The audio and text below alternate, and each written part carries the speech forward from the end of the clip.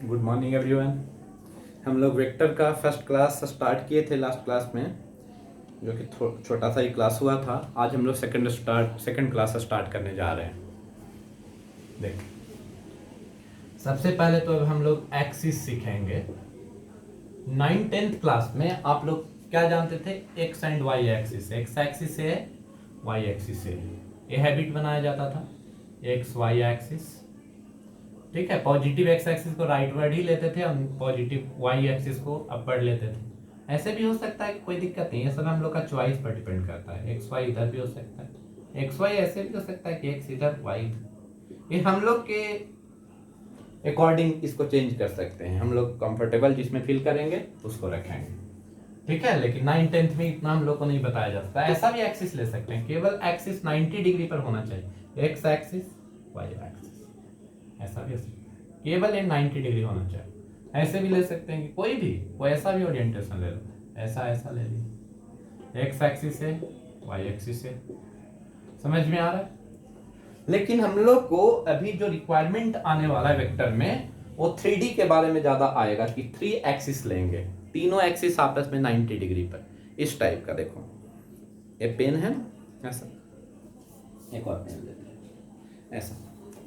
ये हम लोग का, इसको प्लेन ऑफ द बोर्ड में रख दिए और तीसरा को ऐसे ले लिए, इस बोर्ड के परपेंडिकुलर आउटवर्ड, ऐसा। देख रहे हो ना, ये दोनों आपस में परपेंडिकुलर है ना, ये दोनों आपस में परपेंडिकुलर आप लोग को दिख रहा होगा। एडजस्टमेंट दिक्कत है। ये 90 डिग्री पर और इसका परपेंडिकुलर ये है, ऐसा। Outward the plane of the board, ऐसा रहेगा। हम लोग कैसे देखते हैं? देखो, पहले तो ये समझो कि ऐसा एक सिंबल लिखेंगे, इसको क्या बोलते हैं? Circle with dot. इसका मतलब क्या होता है? Outward the plane of the board, outward the plane of the board, board के प्लेन के आउटवर्ड की ओर, ऐसा इस टाइप का, ये बाहर निकलता हुआ एक्सिस। और एक सिंबल ऐसा यूज करेंगे, ये क्या होता है? Inward the plane of the board. ठीक है, अंदर की ओर जाता हुआ इस टाइप का। ये टिप जो है ना, इसको हम लोग ले रहे हैं मेनली डायरेक्शन। तो ये बाहर क्यों निकलता हुआ कौन दे रहा है? ये वाला। और अंदर क्यों निकलता हुआ? ये वाला दे रहा है। समझ में आ रहा है? चलिए, तो हम लोग क्या दिखाएं? एक तरीका ऐसा लिया जाता है मेनली कि एक्स एक्सिस अगर हम दिखाते हैं ऐसा, वाई एक्सिस ऐसा, ये 90 डिग्री पर, तो जेड एक्सिस हम लोग ऐसा दिखा दिए। ये आउटवर्ड है, बाहर की ओर है, एक्चुअली ऊपर है, लेकिन 3D में 2D बोर्ड पर हम लोग बना रहे हैं तो दिखा नहीं पा रहे हैं, ऐसे है। समझ में आ रहा है? ऐसे ले सकते हो, X axis, Y axis, Z axis, ऐसा। एक्स एक्सिस है, वाई एक्सिस है, जेड एक्सिस है, ऐसा लिखने का तरीका। अब आप लोग को ऐसे भी ले सकते हो, एक्स एक्सिस जो दिखाएं, वाई एक्सिस, और जेड एक्सिस को सर्कल विथ डॉट दिखा दिए। क्या है? Outward plane of the board. ये ज्यादा समझ में आ रहा है? समझ में आ रहा है? ये दोनों 90 डिग्री पर है, ये भी एक्स जेड एक्सिस भी 90 डिग्री पर है, ये जेड एक्सिस है, यहाँ पर 90, ये 90, ये 90। समझ में आ रहा है? यहाँ पर 90 डिग्री एक्स एंड वाई के बीच, एक्स एंड जेड के बीच भी 90, जेड तो यहाँ पर बाहर क्यों निकल रहा है, और वाई जेड के बीच भी 90। क्लियर हो रहा है आप लोग को एक्सिस को कैसे चूज कर रहे हैं? समझ में आ रहा है? लेकिन जनरली हम लोग ऐसा एक्सिस लेते हैं, जरूरत पड़ने पर किसी भी तरह का ओरिएंटेशन ले सकते हैं, कुछ भी ऑब्लिक ऐसा टाइप का। समझ में आ रहा है? चलिए,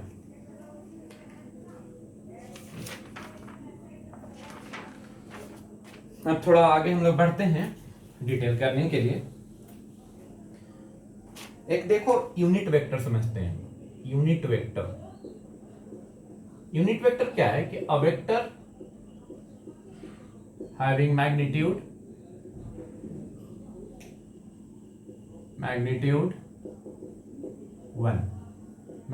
1 होगा। और डायरेक्शन के बारे में हम समझते हैं, जब भी यूनिट वेक्टर निकाला जाता है ना, तो किसी वेक्टर के अलोंग निकाला जाता है। Unit vector along vector A लिख दे तो और मजा है, अलोंग वेक्टर ए। तो सपोज किया कि वेक्टर ए इस डायरेक्शन में है, ऐसा, इसका लेंथ हम लोग का दिया हुआ है, मान लेते हैं 5 मीटर, क्या है 5 मीटर। एरो हेड क्या हाथ दिखाएं इधर, और टेल ये है इस डायरेक्शन में 5 मीटर। अब इसके एलॉन्ग यूनिट वेक्टर निकालना है, वेक्टर ए के एलॉन्ग यूनिट वेक्टर निकालना है, तो इसको 5 इक्वल पार्ट्स में डिवाइड कर दीजिए, 1 पार्ट, 2, 3, 4 एंड 5 इक्वल पार्ट्स में डिवाइड कर दिए। और हर एक पार्ट पर जो डायरेक्शन ये एरो हेड का है, ये डायरेक्शन, उसी डायरेक्शन में हर एक पार्ट पर एरो लगा दीजिए, ऐसे एरो का हेड लगा दीजिए ऐसे। ठीक है, तो इसमें से कोई भी एक पार्ट उठाएंगे, ये वाला पार्ट, ये वाला पार्ट, सबका लेंथ कितना कितना हो गया, 1 मीटर 1 मीटर 1 मीटर, मैग्नीट्यूड कितना हो गया 1 हो गया ना। तो इस पार्ट को उठाओगे तो यहां जो रखोगे ये क्या होगा, यूनिट वेक्टर, एलॉन्ग वेक्टर है। क्या नाम है इसका, यूनिट वेक्टर एलॉन्ग वेक्टर है। समझ में आ रहा है। इसका रिप्रेजेंटेशन कैसा होता है, इसको दिखाते हैं, एक कैप से ऐसे टोपी पहना देना है, एक कैप या एक कैरोट भी बोलते हैं, एक कैरोट या एक कैप बोलते हैं। Is it clear. Unit vector along vector A को एक कैप से दिखाएं, कोई भी वेक्टर किसी भी डायरेक्शन में, अगर ऐसा दिया रहेगा वेक्टर, ये 4 यूनिट का है, 4 इक्वल पार्ट्स में डिवाइड के, जितना लेंथ का रहेगा उतना इक्वल पार्ट्स में डिवाइड करोगे, बहुत आसान होगा तुम लोग के। वेक्टर ए है, 4 यूनिट है, तो 4 इक्वल पार्ट्स में डिवाइड कर दो, 1 पार्ट, 2 पार्ट, 3 पार्ट, 4 पार्ट। इसका कोई भी पार्ट, सारे पार्ट पर ऐसा लगा दीजिए एरो। इसका कोई भी पार्ट उठाओगे, ये कोई भी, तो क्या होगा, एक कैप होगा। एक कैप, जब भी कैप लिखा हुआ है तो आपको क्या समझना है, यूनिट वेक्टर रहा होगा। चलिए, यूनिट वेक्टर आप लोग को क्लियर हुआ। ऐसा लिखते हैं, देखो वेक्टर ए जो होता है ना, इसका मैग्नीट्यूड होगा एंड डायरेक्शन होगा। क्या हम बोले, मैग्नीट्यूड एंड डायरेक्शन।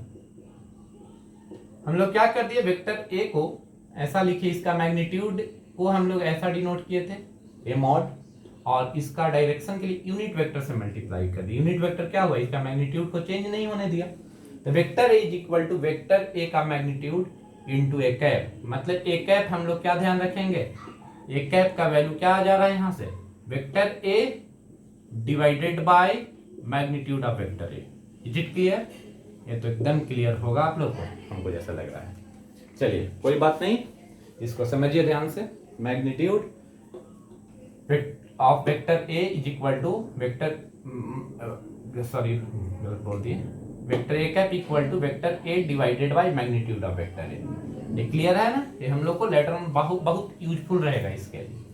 अब हम लोग सीखेंगे कि unit vector along coordinate axis, coordinate axis, coordinate axis. अब हम लोग 3D में क्या सीख रहे हैं, 3 कोऑर्डिनेट यूनिट, 3 एक्सिस होता है, कोऑर्डिनेट एक्सिस होता है नहीं, एक्स वाई एंड जेड।